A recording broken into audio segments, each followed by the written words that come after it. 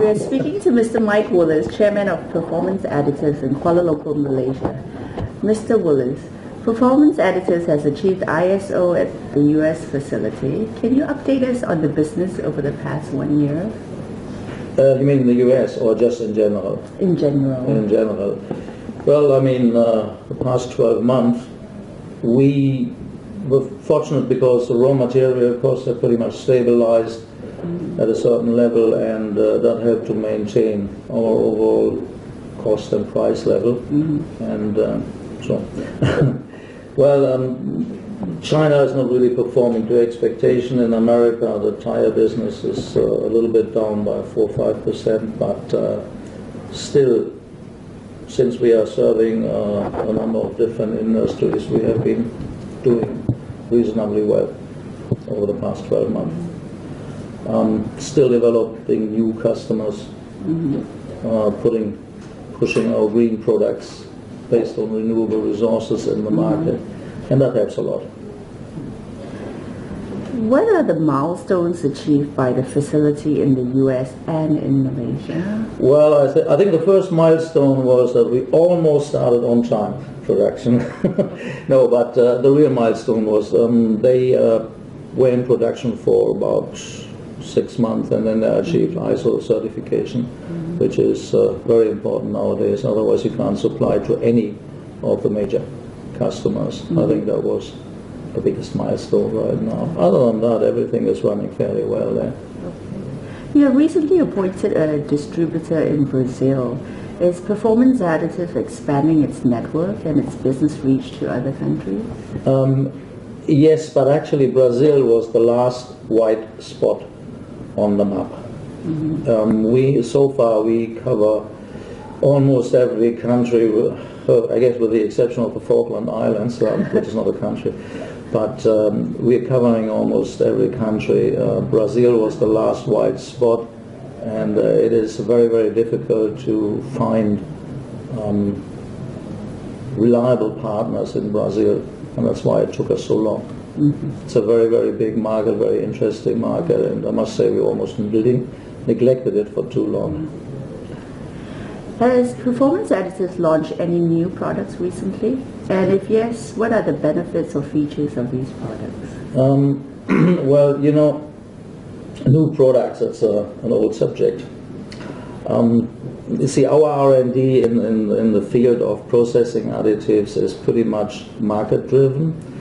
And market-driven means there's certain polymers that are being developed, certain filler systems that are being introduced, and they might or might not carry problems, processing problems, and that is where we come in. So if there's any new development in the market, for example, many years ago there was a polymer called epichlorohydrin which could not be processed very well.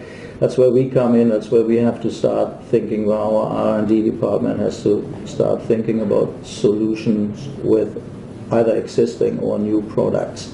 So right now our emphasis for new R&D is in our, not exactly the rubber field, but the plastic field, and in the plastic field specifically in wood plastic composites, which is typically a plastic matrix, and you add wood flour into it, and then you need an additive package to process it.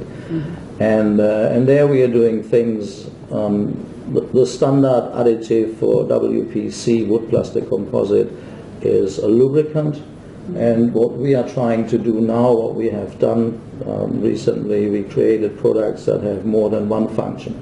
They are not only processing additives, but they also have, for example, antifungal properties. They prevent water absorption, everything that is important in this field of application. So this is what we are doing right now. And of course, we never lose the focus of producing materials that are based on renewable resources. How is the U.S. plant performing?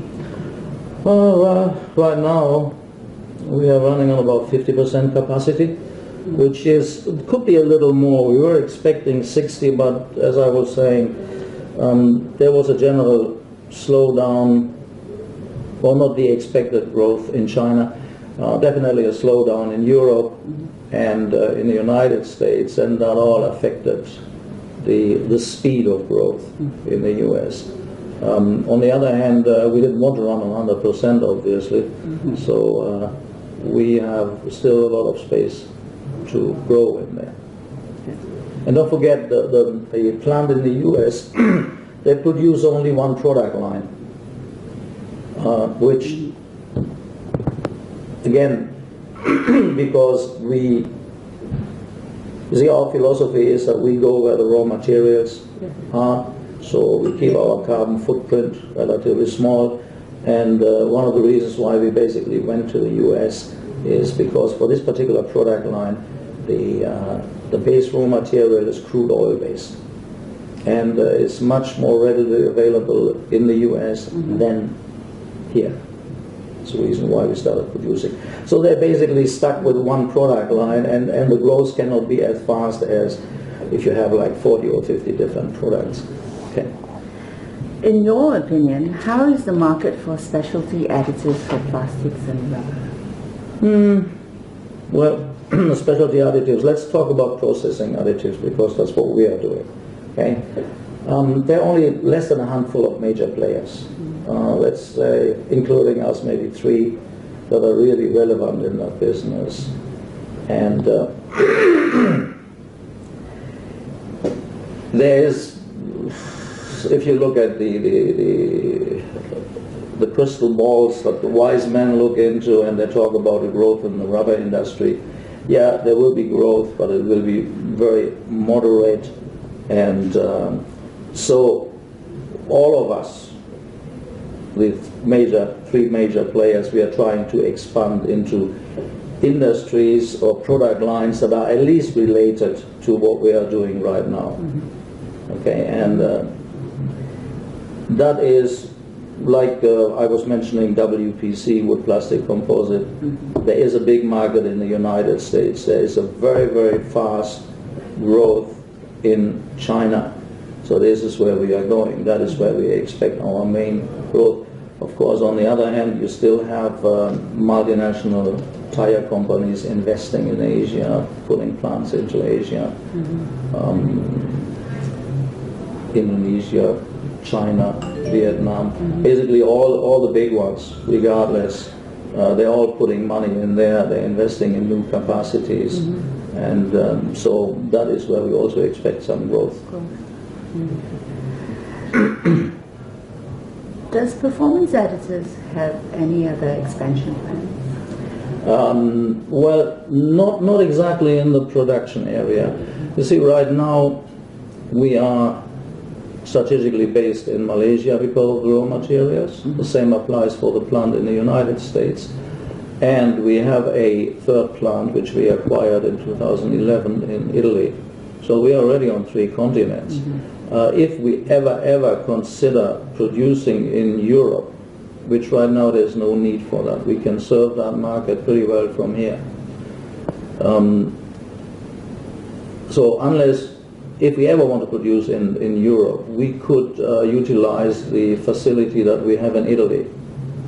There is plenty of available space, and we could actually, we have played around with the idea, but we put it kind of on the back burner, and so we're not doing it now. What we are doing more is expanding our distribution network by either acquiring distributors in certain areas. For example, we did last year in China, in Taiwan. This is now belongs now to our group. We intend to do that in other areas, in other geographical areas as well. So that's what we are working on, getting a little more forward integration.